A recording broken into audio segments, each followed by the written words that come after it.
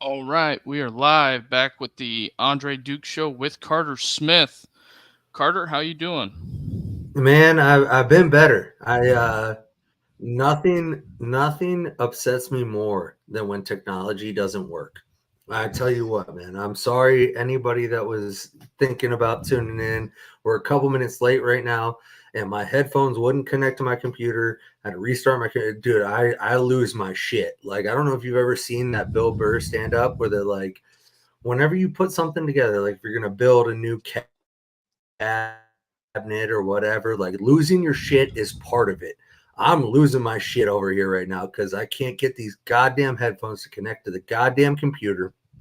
But we got it figured out. We're good. We're live. It's a great Wednesday night. How's everybody doing? I'm doing great. Andre, what's up, my brother? Too bad it's not Tuesday, but Yeah. with that, Hey, sorry for cussing. It's a family show. yeah, with that being said, if everybody that's watching live, if you're not watching on YouTube, hit the like and subscribe, or come on over to YouTube and help us out, get us in the algorithm. So, with that being Absolutely. said, we can start off with the who is going to be the starting quarterback at Notre Dame? I think that's a very easy question at this point. I think the easy answer and the correct answer is Riley Leonard. There's no chance outside of a setback again with injury that Riley Leonard is not the starting quarterback at Notre Dame. It's simple. I watched the spring game 3 or 4 times. There's other quarterbacks that have potential, but they're not ready. So the easy answer is Riley Leonard, and that's the correct answer. He's going to be the starter this year. Everybody can put it to bed. CJ Carr looks good. He's going to be hopefully the future. But if it's not Riley Leonard, Notre Dame's in for a long year. Yeah, I was thinking that myself too, but I also think that they haven't had a quarterback hit the portal yet. Carr's gonna stay. No, I Carr's don't think there. they He's will have it. I don't think they will have a quarterback hit the portal. And Jelly is going to be the backup. I think that's pretty cut and dry. And we'll dive into the spring game a little deeper, but he looked okay on Saturday. Um, Minchie has a lot more athletic upside than Angeli, which is going to fit into the offense coordinator scheme better. So he's going to feel like he has a chance. And CJ Carr knows that he's the future. I would be shocked, absolutely shocked, if they lose one of these quarterbacks in the spring portal. Absolutely not. Now, next year, when they have to name a new starter, yeah, maybe they lose one. But the all four of the main quarterbacks right now will be with the team in the fall. I don't think there's any chance they lose one to anything. Um, but Riley Leonard's going to be your guy. If he's not your guy, you're in for again, like I said, a rough season. The next three are. I haven't seen Riley this spring, obviously because of injury. But if Angeli's your starter, Minchie or Carr, you're looking at an 8-4 season most likely. So I think it's very clear that Riley Leonard is the starting quarterback. It's not a question. Marcus kind of made that known during the spring game. And I don't think it's even a competition. It's just if Riley gets healthy, he's the guy. So, and that's what, as a Notre Dame fan, if you are one, that's what you should hope for because nobody else on the roster is ready to be the starting quarterback at Notre Dame. Yeah, and I echo that same statement. The only thing that is worrisome is that I think Angeli is ahead when it comes to the locker room. He's been there longer, Mm-hmm. and Riley comes in off the street and has a long injury history, Yeah. and I think Well, that's worrisome. I don't think it'll be an issue, to be honest with you. I think the locker rooms nowadays understand transfer portals and how it works. And Riley Leonard was brought in to be the starting quarterback at Notre Dame. He was not brought in to compete. He was brought in to be the starter because they didn't think Angeli was going to be ready. That's just a fact. And I think everybody in the locker room knew that when they got him. They know that now. And I would expect that in the locker room, in meeting rooms, in film sessions, in everything, Riley is the leader of the locker room. I think that that's one attribute that I would not be shocked if he's really good at. I think he's a great leader if I had to guess.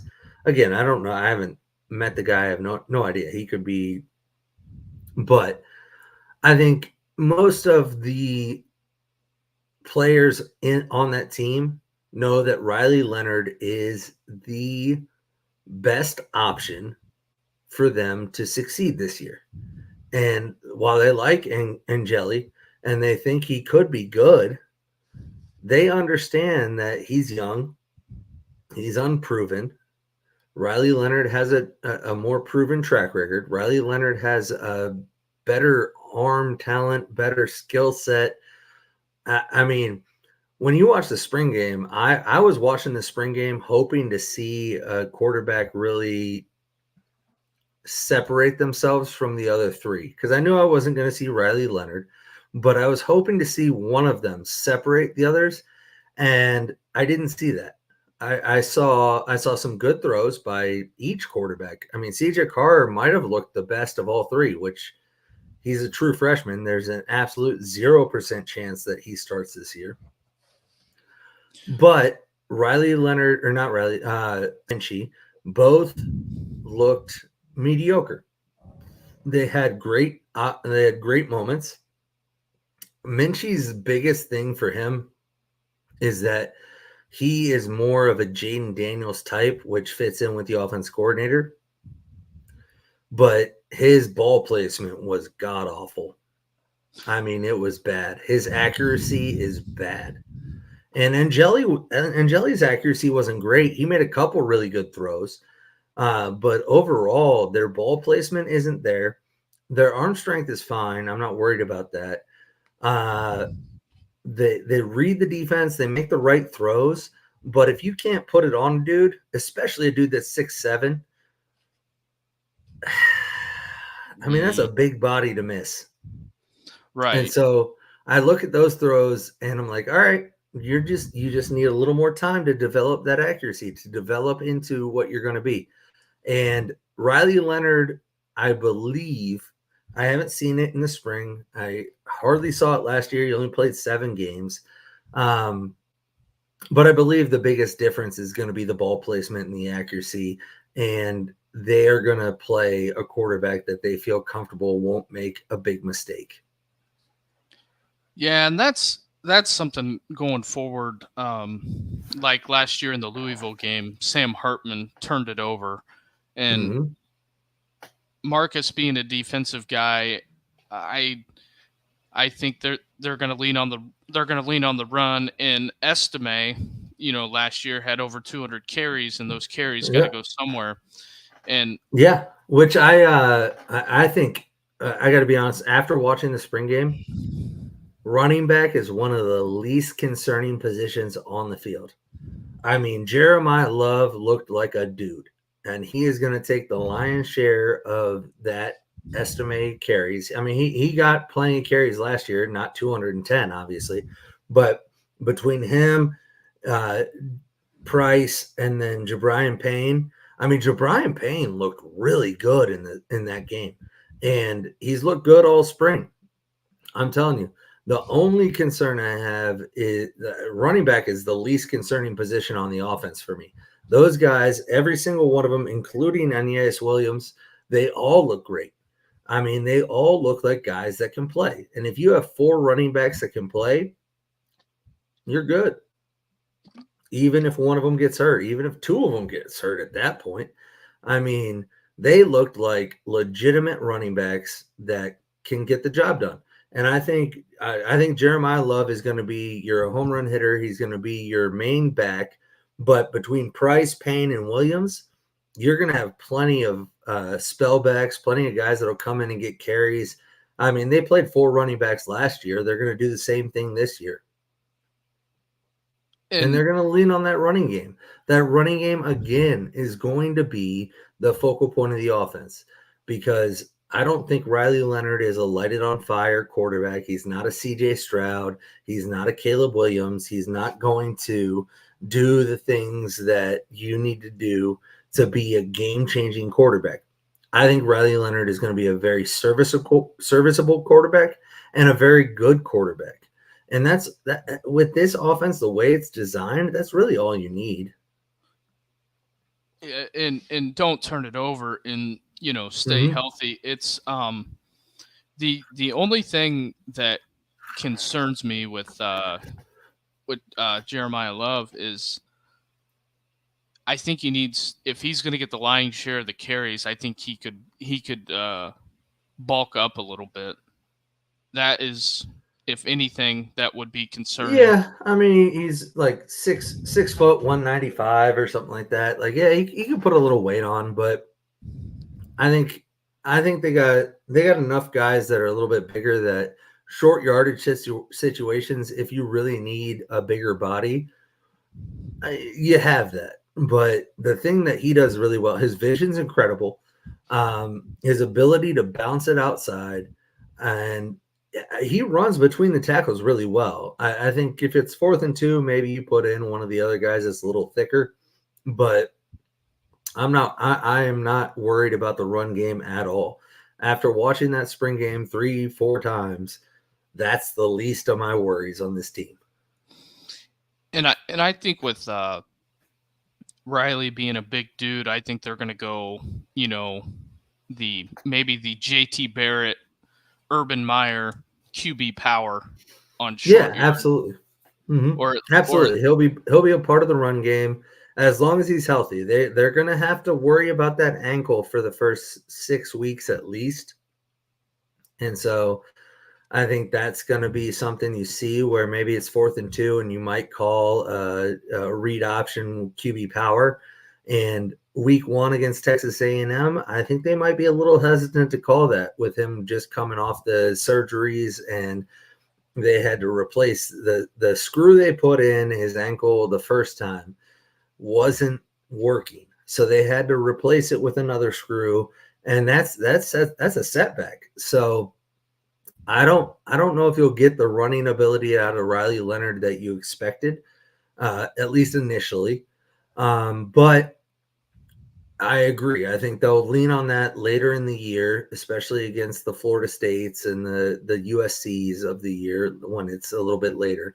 But the good thing is they have the running backs to rotate. They have the running backs to complement this.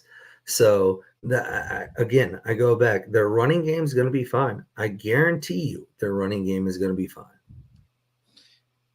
and I agree as well. I just going back to the quarterback thing is that if Riley Leonard is hurt, it's going to create a major issue if he can't go week 1 against Texas A&M. And they're gonna be big up front. And also another major concern is the wide receivers out I out agree. Mm-hmm. outside of Chris Mitchell. I mean, you got Bo Collins. Nobody's seen him yet. um I think Chris Mitchell and Bo Collins, those are going to be your two guys. And the only thing that concerns me with Chris Mitchell is, I mean, he went off against Arkansas, and Bo Collins was at Clemson, in which Clemson, Dabo, and the cousins down there couldn't get it worked out. So I understand him taking the dip and leaving. And Chris Mitchell upgraded to, I mean, you want to play at FIU or Notre Dame? Yeah. It's hard to argue that. And No, I agree. And when I watched the spring game, uh, receiver is definitely a question mark. It's something that I'm concerned about going into the season. I will say I think Chris Mitchell looked I think he'll be okay. I don't love transfers from like most transfers from smaller schools. There's a reason they were at smaller schools. Okay. Now, he could have been under recruited. He could turn into, the next Jordy Nelson or whatever. But I think where you're gonna find, and what I think is the biggest thing is Bo Collins has to come in and he has to be a Clemson level athlete. And if that happens, the receivers are going to be significantly improved. On top of that, the other guy, Micah Gilbert, I think Micah Gilbert looked great. I think he looked like a legitimate dude in the spring game.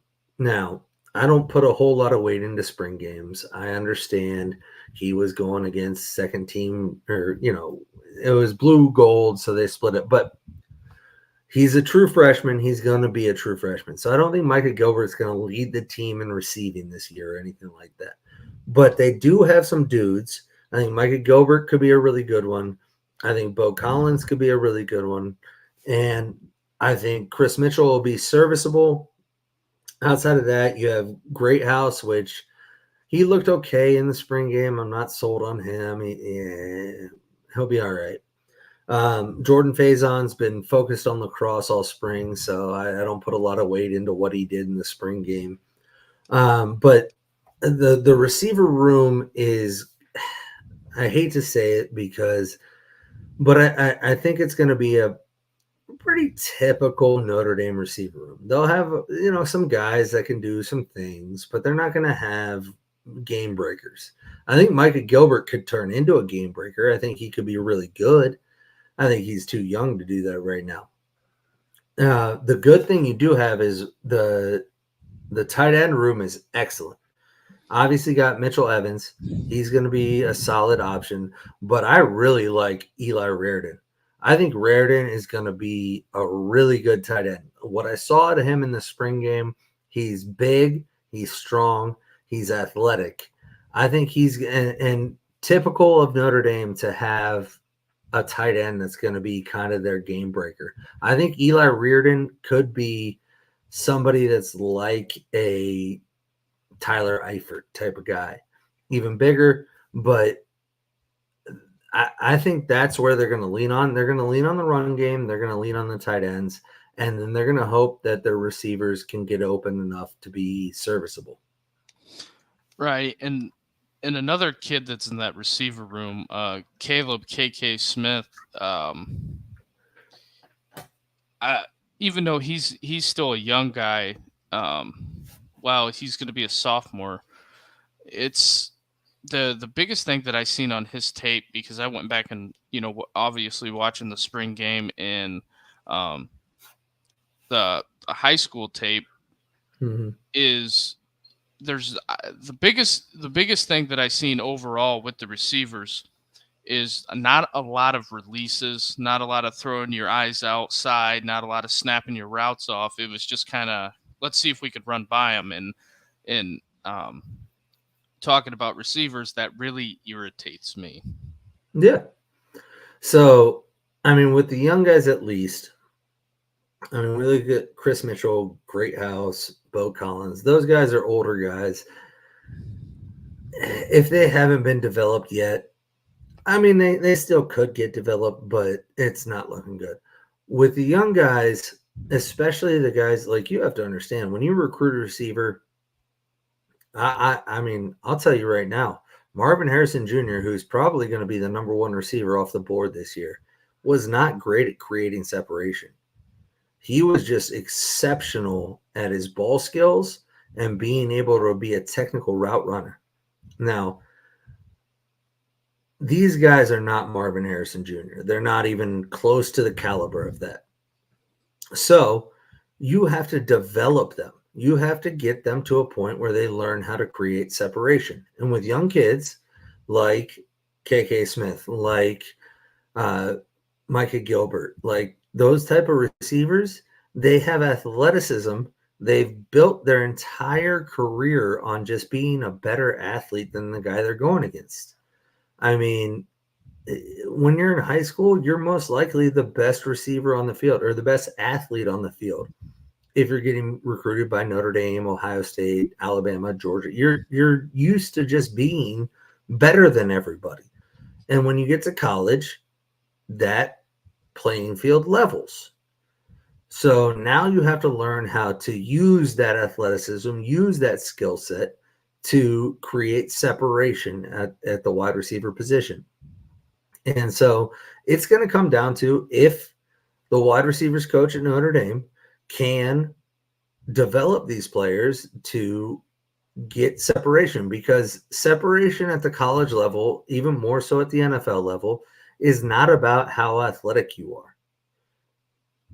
There are a ton of receivers in the NFL that are great receivers that create separation and are far less athletes than the corners and safeties they're going against. The reason they're able to do it is because they understand technique, they understand route running, they understand how to set a corner or a safety up to get their hips turned a certain way and to be able to use their feet and their hips to turn that corner the wrong way and cut back the right way.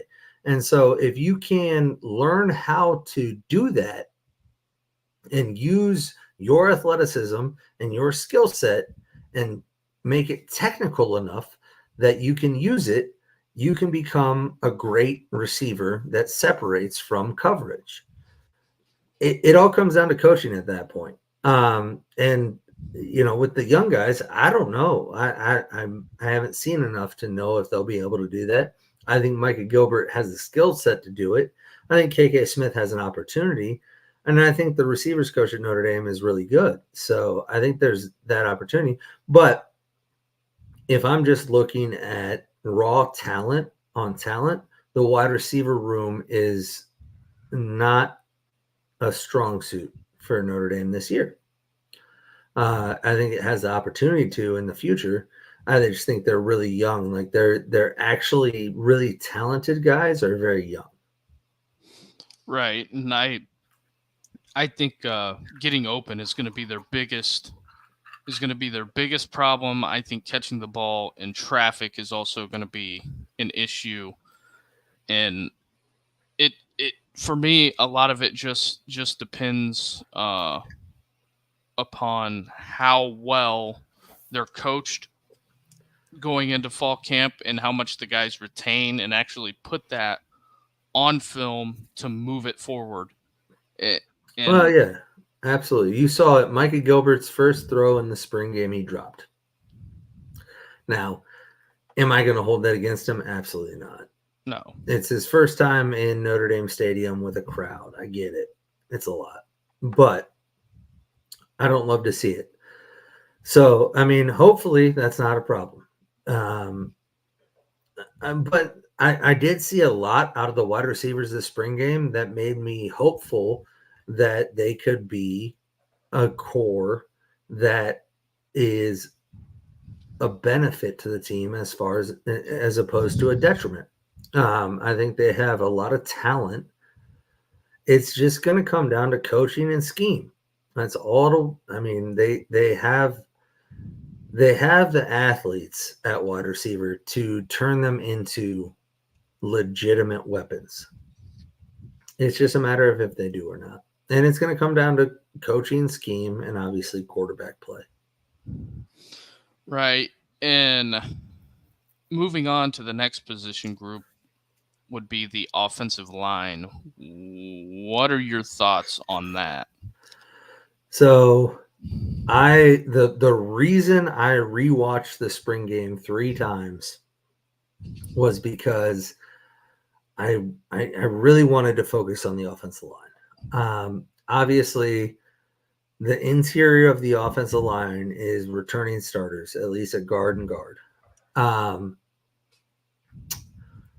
I wanted that to be a positive, but majority of the pressures that came during the spring game with the first team offensive line came from the inside, which worries me.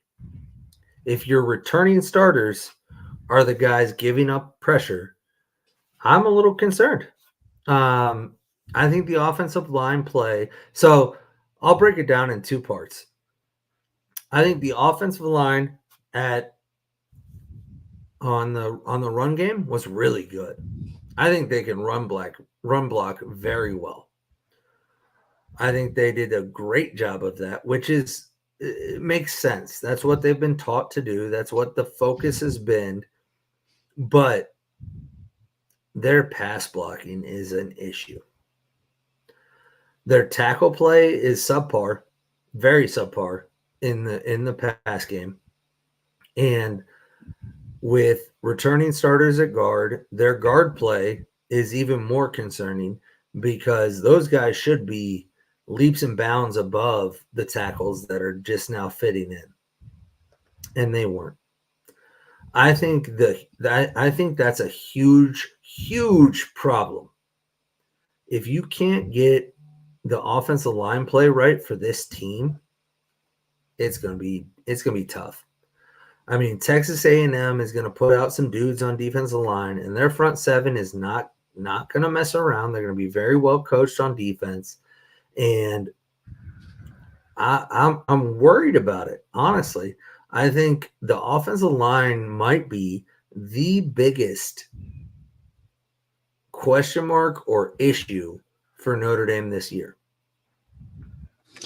And and I and that was something that I was thinking about as well as I watched the spring game a couple of times. You had, like you said, a lot of the pressures coming up the middle, and I don't think the guards and the centers communicated, which, they're going to get fall camp. Maybe they can work some of those issues out. But, I went back and watched I get it. Ohio State, one of the best defenses in the land, but uh, there was a couple fellas, not to call any kids out by name, but Tyleek took a couple of the guys to the cleaners almost every single play in Not to call them out by name, but let me call them out by name. Yeah, sure. it it it it was subtle No, jabs, subtle jabs. yeah, But yeah. and So then here, I read a lot of things yeah, after on Twitter that a lot of the Notre Dame fans said they dominated up front, and I just did not see that at all. no. If you watch it back a couple times and you actually pay attention to what the O-line does, it's not in any way terrible. Like the O-line did okay. With the way this team's built, with the way this team needs to win, that's not good enough. Because this team is not going to win on the outside. They're not going to win by throwing the ball 50 times a game. This team, as most Notre Dame's team has been built in the past, I don't know, 10 years, but they're going to have to run the football. It's just Riley Leonard, as much as you want to, I don't care what anybody thinks. Riley Leonard is not going to be a Heisman candidate. He's not going to be a quarterback that gets taken on Thursday of the draft. So if he's not going to be that, in order to succeed, you have to win on defense and running the football.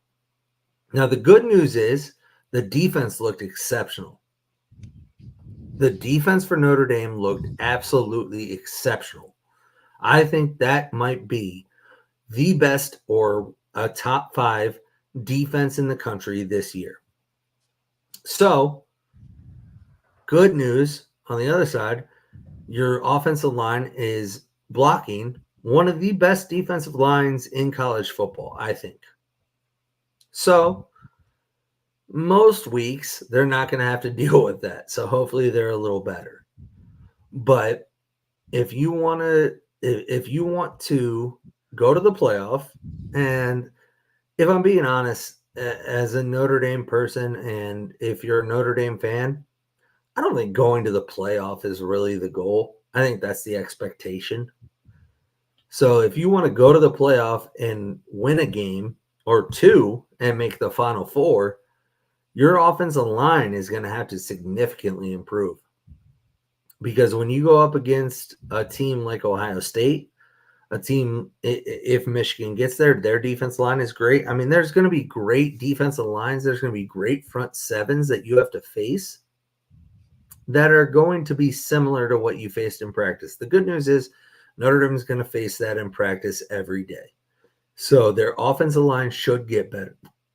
But what I saw Saturday, I am not very optimistic about what that offensive line can be this year. But the future looks bright. I mean, they're going to have the Notre Dame puts offensive linemen in the league every year. So a lot of those guys that I'm talking about right now that look like they maybe don't know what they're doing, maybe aren't up to par, they'll get there. It's just a matter of how fast can you get them there. But yeah, the offensive line is the biggest issue that I see with this offense. I think quarterback play is obviously going to be paramount to their success. But even more so than that, I would rather have less than stellar quarterback play and stellar offensive line play with this team than vice versa, because they have the running backs to continue to do what they've done the past few years and lean on that running game. It's just a matter of if the offensive line can open the holes and get it done. And then Riley Leonard can be Riley Leonard. I mean, anybody that thinks Riley Leonard is going to be anything more than just Kirk Cousins is probably has fan glasses on. I don't know. I just don't see him being anything great. So let's lean on his ability to manage the game. Let's lean on his ability to not make mistakes. And let's lean on the fact that Notre Dame has 3 legitimate running backs. And if their offensive line can get a push up front, they're going to be looking at 3rd and 2 a lot. Right. And I agree with that. And I think one of the major concerns that I have is there are a lot of people that think Riley Leonard's going to come in here and light up the scoreboard. I don't see it, because if the offensive line has issues in pass pro, they're going to have to lean on the run a lot, and you're going to see a lot of 8-9 man boxes, and that's going to be tough because try to get everybody hatted up. So this is where I think the Denbrock scheme is going to have to come into play more than anything, because he's really going to have to scheme guys open. Yeah, absolutely. And let's touch on that a minute. Anybody listening to this, what in the world makes you think that Riley Leonard is going to come in here and do any of that? He couldn't do it. He didn't do it. Like, I'm confused, I guess, because this is just, I guess, the age of the transfer portal where, oh, he was good at North Carolina. I mean, he was decent at North Carolina. Duke. Duke. That's what sorry. They're both in North Carolina, by the way. But yeah, he was decent at Duke. He wasn't like, I mean, this is what loses me. And it's the same thing with every Ohio State fan, every Alabama fan, anybody. They get these transfer quarterbacks and they're like, oh, we got Tyler Buchner. Buddy, Tyler Buchner was a piece of shit at Notre Dame. I'm sorry. I'll say it. He sucked. And you think he's going to start at Alabama? Get the fuck out of here. And right. Will Howard got beat out every single time that he was the starting quarterback at Kansas State. He got beat out every year. Yeah, I mean, he might be a dude under Ryan Day. I don't know. But I can tell you one thing. He's not going to be anything more than he's ever been. And so, like, let's not get obsessed with Riley Leonard as the savior. Like, Riley Leonard was brought to Notre Dame to do one thing and one thing only: manage. Right. They were worried about what they had, so they had to bring in a guy to manage the offense and not fuck it up. That's it.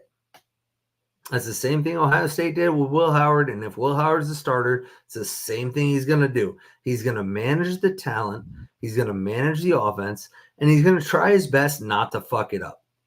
That's And it.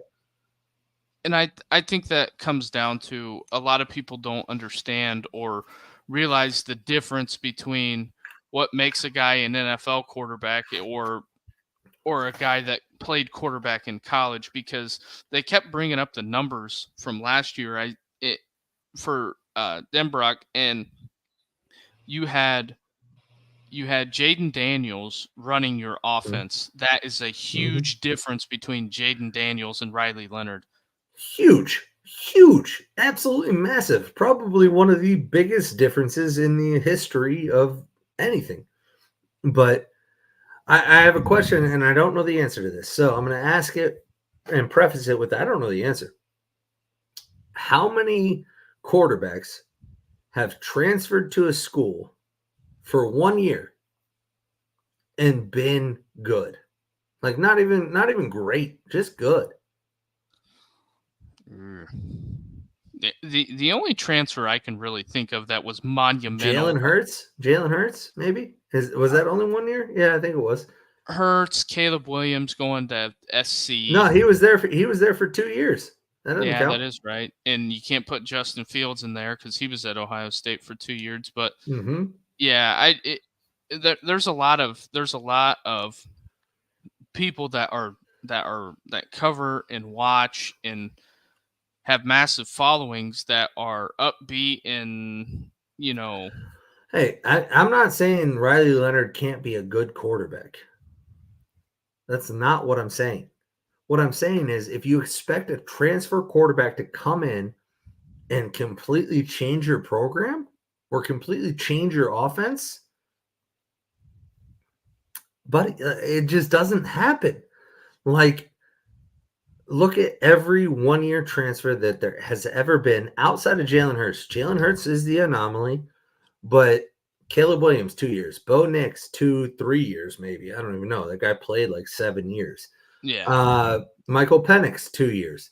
Go down the list. 2 years. Jordan Travis might be another 1 year one, but he's not one that is going to be a top.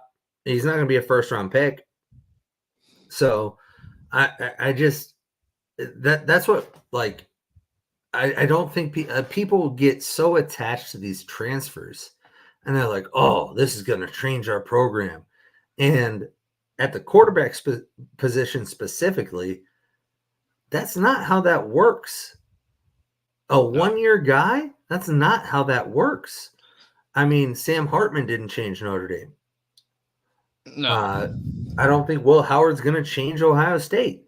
I don't think DJU's going to change Florida State. Florida State will be the same. I mean, they play in the ACC. They'll probably go 13-0, but this year at least they'll make the playoff. Yeah. Well, no, they'll go 12-1 because they're going to lose in Notre Dame. But I'm telling you, if Notre Dame wins week 1, I think Florida State, I would have a big circle on that game right there. Not to look past anybody. No, if Notre Dame wins week 1, because I think week 1 sets the tone, like we talked about previously. I think week 1 sets the tone for the whole season. If they win week 1, unless it's like an overtime win or something like that, I think that sets the tone. And I don't see a team on the schedule outside of Florida State that really scares me, to be honest with you. I mean, there's some good teams. I mean, Louisville, Stanford, all the typical, upset alert teams. But if I'm Marcus Freeman, which I promise you, everything he's doing right now is to get ready for week 1. And that's why you don't see Riley Leonard. He was quoted on the spring game, and I believe this to be true. If there was a game today, Riley Leonard's ready to go. Mm-hmm. but he's not willing to risk it right now. So Yeah. it'll be interesting. But anybody that thinks that these 1-year quarterbacks are going to come in and completely change the offense or change what they are or be a Heisman candidate. I saw the other day, I think Will Howard's like the fourth most likely to win the Heisman. Get the fuck out of here. It's If gonna be. Will Howard's the starter, there is 0% chance he gets invited to New York. 0%. Here's a. I wish they had a betting line on this. Does Riley Leonard and Will Howard combine for more than 7,000 passing yards with the No, extra no, games? no. With the extra games, maybe. But they would have But to both no, make the playoffs. I think And they both will. but But yeah, no, I don't think so. And the reason is because I think both those offenses are going to be predicated on the run. I mean, you just look at the running backs they have and the way they're built. I mean, Ohio State specifically, Quinshon Judkins and Travion Henderson, if those guys stay healthy, they're going to hand it off 40 times a game oh, if Will especially Howard's the starter. And Will Howard's going to run for another 10 times. So you're talking about 50 of the 75 plays are going to be run plays. And Notre Dame, with what they have outside, they're going to run the ball a lot as long as the offense line can get a push, which I think the offense line can run block. So, no, there's no way they combine for more than 7,000 yards. No. here's another interesting little tidbit watching the spring game. I think it's a really good sign of what everything's going on at Notre Dame. Aside from the offensive line having some issues in the wide receivers being a little subpar, but having Tress around the facility, Coach Tressel, I think is a I think he can offer some guidance. Absolutely. Having a man like Jim Tressel around a program is never a bad thing. Let me tell you. So Unless you ask him if his players sold tattoos, then you probably shouldn't take his advice. But speaking of that, I did see that the tattoo gang released a statement, and then Reggie Bush got his Heisman back. as he should, kind I of. mean, he's an SC guy, but like literally what's Fuck going him. on now? But literally what's going on now is the same thing as tattoo gay. What was going on So, with Cam yeah, Newton? it's different, kind of, yes. I mean, So, tons. Cam Newton, I mean, what do you mean with Cam Newton? Like at Florida? You know, No, not the same thing. no, no, no, not. I'm not talking at Florida. I'm talking Oh, when at he went Auburn? to. Yeah, Yeah, which has never been proven because he still has his Heisman. But so here's my biggest issue. I don't know what to do. I don't like I'm literally Ricky Bobby. Like I don't know what to do with my hands because I agree. Like Reggie Bush was by far the best player in college football for 2 years. right. By far. He should have won two Heismans, honestly. Matt Leinart got it just because dude was white. But Reggie Bush should have gotten the Heisman 2 years in a row. He was the best player by far. However, and like I'm glad they gave him the Heisman back. I don't know what it matters. Like everybody in the world knows he won the Heisman. Like If you just who gives even a fuck? if you even put on that tape and just watch it, he was the Oh, best. He was by far the best.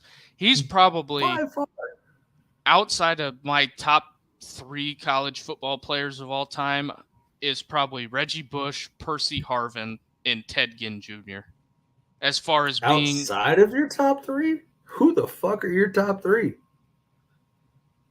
no, those are my top three. Sorry, Oh, okay. I thought you said outside. I was like, if those three are outside of your top three, I need to know who your top three are. But okay. I So but yeah. in the recent, from the guys that I've seen, growing Yeah. up, and I would argue to put probably Braxton in there, because whether he was playing quarterback or receiver, you couldn't He you was could ridiculous. you I'm as far as a twitched up athlete, he was about the uh, Yeah. tops. He was ridiculous. Um yeah, that's a tough conversation to have. But Reggie Bush is definitely in that conversation. And Um but the one thing I push back on, and the only thing, is it pisses me off at this point. Now, the only reason it doesn't piss me off is because there's been other Heisman winners, aka Johnny Manziel, that have come out and been so blatantly oh obvious yeah, about what they've done. And it's like, dude, you couldn't, like, that's illegal.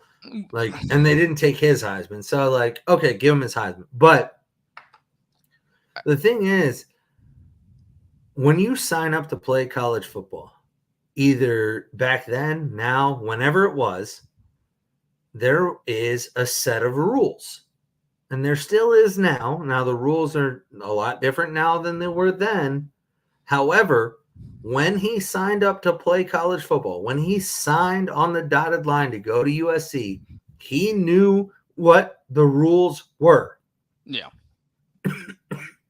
And you broke the rules. and So I understand giving him his Heisman back. I don't know why you took it in the first place, but he cheated. USC cheated to get that man on campus. So give Reggie Bush his Heisman back, but strip it from USC. That's my yeah, answer. Give him the and trophy. He won it. He was the best player in college football, but USC shouldn't be able to count that as a Heisman Trophy winner yeah. because they cheated to get him on campus. Because I don't know if you know this, Reggie Bush was going to Notre Dame. Oh, Reggie Bush was going to Notre Dame 100% committed, going to Notre Dame. Pete Carroll opened up the checkbook, got his family a nice little house in San Diego, and got him to flip. And so if you're going to, like, I agree. Personally, he should get the Heisman Trophy. He was the best player in college football. But that team would not have had Reggie Bush had they not cheated to get him. and that whole and that changes everything. And Yeah, then, with the Reggie Bush talk being said, you wanna take a look at the first round of the NFL draft for tomorrow. absolutely. I'm so pumped. As a Browns fan, I can't wait to watch my team not make a pick. So obviously, I mean, we'll just roll down it. The Bears are taking Caleb Williams. Yeah, I think that's done. I hope not. I mean, that's terrible for the Bears, but fuck them. Jaden Daniels to Dude, I hope to God that what I'm hearing is like Will Levis propaganda, because I've seen a lot of people saying JJ McCarthy is going to go number 2. We have had this conversation before on past shows. Dude, This well, actually, I wouldn't love to be wrong. I hope I'm right. I hope he goes number 2 and is an absolute bust. But Oh, your brother's going to be punching the air if that it happens. doesn't matter. It doesn't matter. My He's brother cook, has. he's cooked turkey no matter what. He's Yeah, no, paying. he's going top 12. That's over. He's paying dude $200. Like Yeah, for he just sure. might as well, when he wakes up tomorrow, just send it, because that's what's going to Yeah, happen. yeah. And New England, as of right now, is slotted. They're probably taking Drake May, and then it has Minnesota making a Trading up. trade. trading up to get JJ, which I, for the life of me, cannot fathom that. And Dude, yeah, if the Cardinals, we'll get off the JJ topic because yeah, I could go on for days, but yeah. it's just we're beating a dead horse at that point.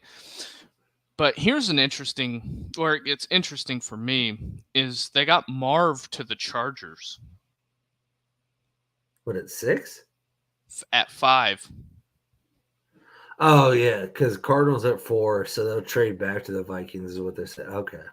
And then they got Neighbors going to the Giants, which isn't bad. And then they got the guy that I think is one of the top prospects in this draft in Joe Alt. Joe Alt will be the steal of this draft. He is Joe Thomas. He is going to play 15 years wherever he goes, and he is going to be an everyday player. I mean, I honestly believe Joe Alt might break Joe Thomas's record for most consecutive starts. That guy is a can't miss. He is the best player in the draft that doesn't play a skilled position by far. Right. And he's I think they're underrating him, and I think if Tennessee gets him, that's a huge get by far. If he falls that far, yeah. If I'm the Bears, I am taking a quarterback at 1. I mean, take Caleb Williams. That's fine. I don't love it. I think you're going to be disappointed in that. I think you'd rather have Justin Fields, but that's fine. Take Caleb Williams at 1 and then get your guy a tackle that can protect him.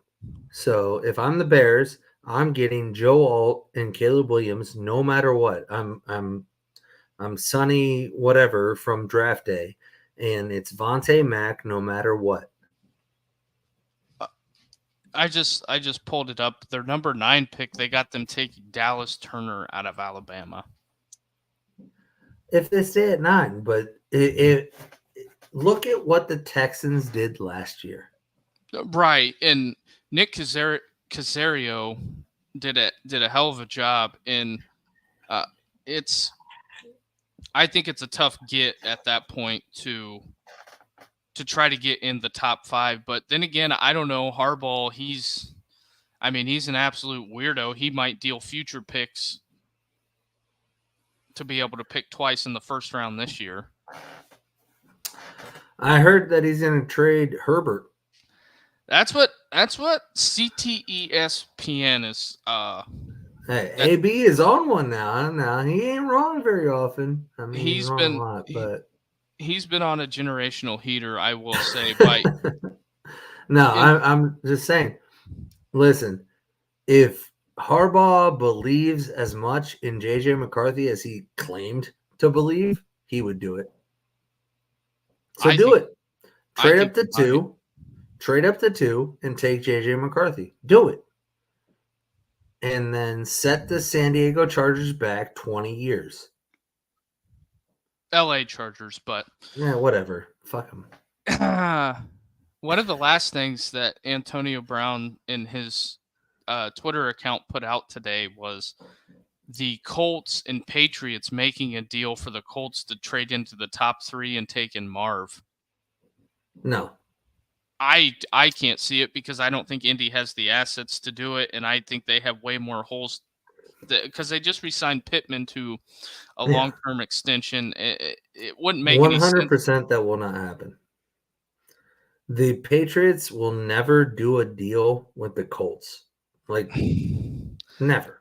I don't know. Belichick's not there, and I think Robert Kraft is old and tired, but he's not doing shit but getting rubbing tugs.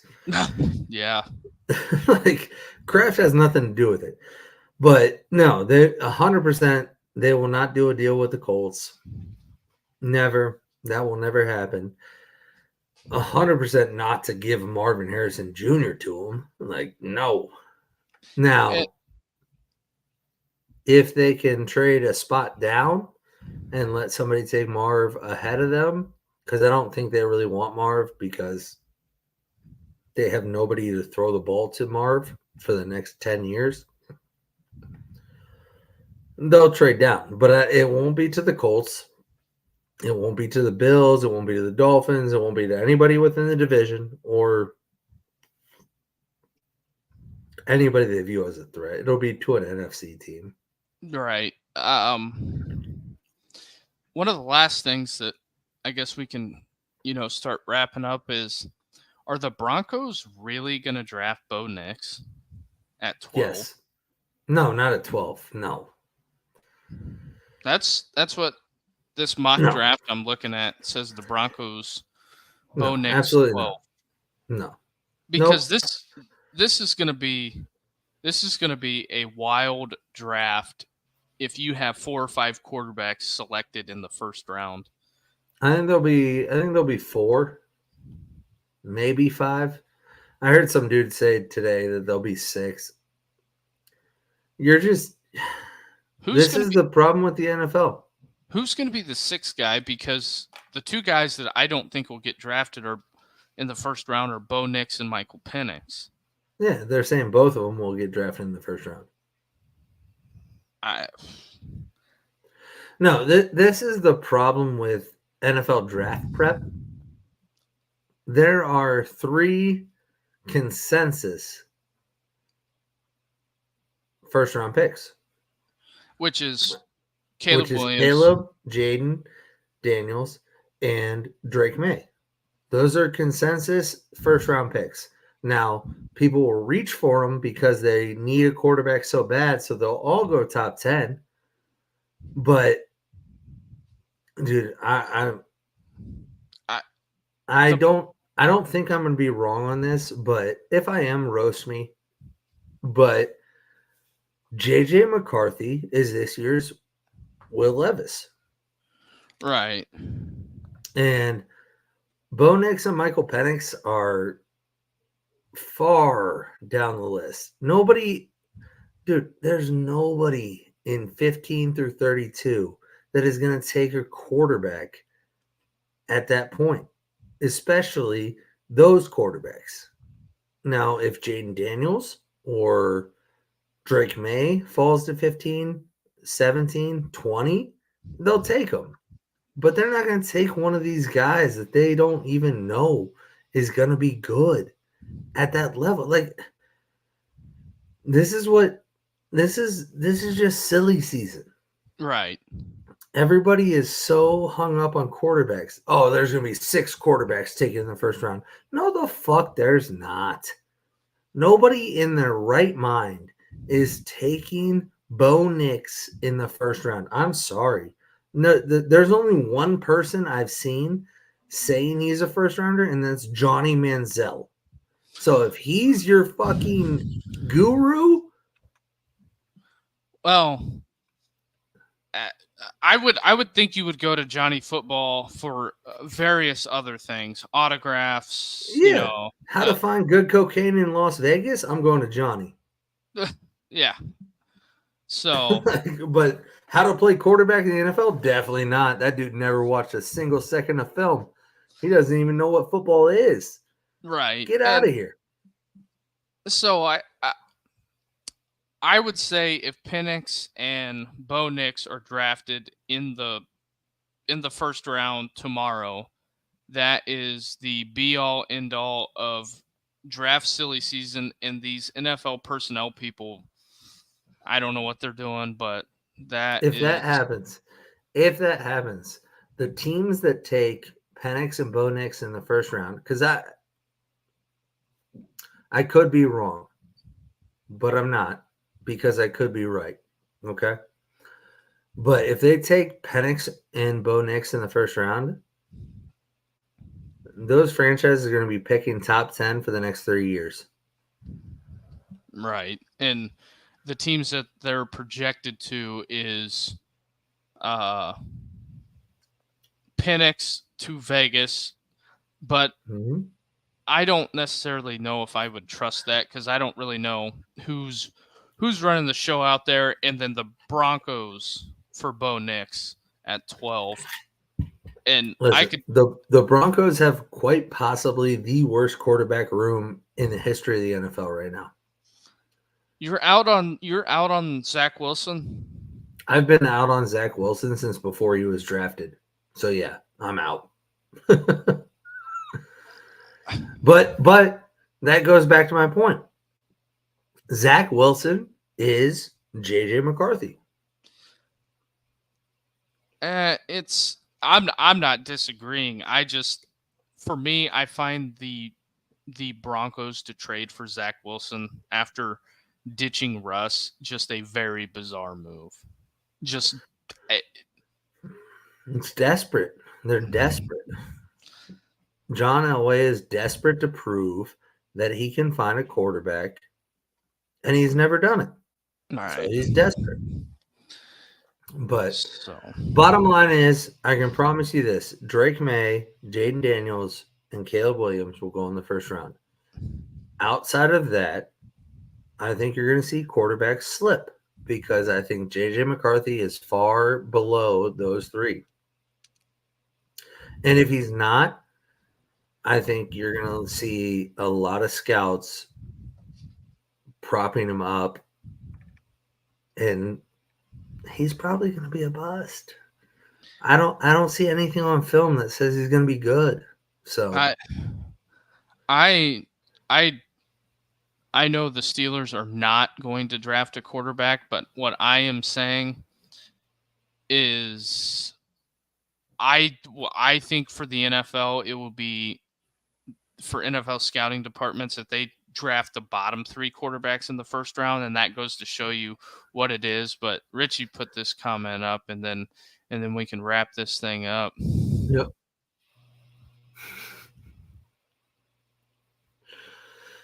There you go. He's right. So Richie with doesn't miss, except for when he said Justin Fields only played 1 year. Then he missed. yes. But outside of that, Carter, it was another successful show. Give you guys an hour here, and then we'll chop it up behind the scenes. And everybody else, you guys have a good night, and thank you for watching. If you can't out the door, hit the like and subscribe button. Helps us get in the algorithms. Fucking like and subscribe. Let's go. All right, everybody, have a good night.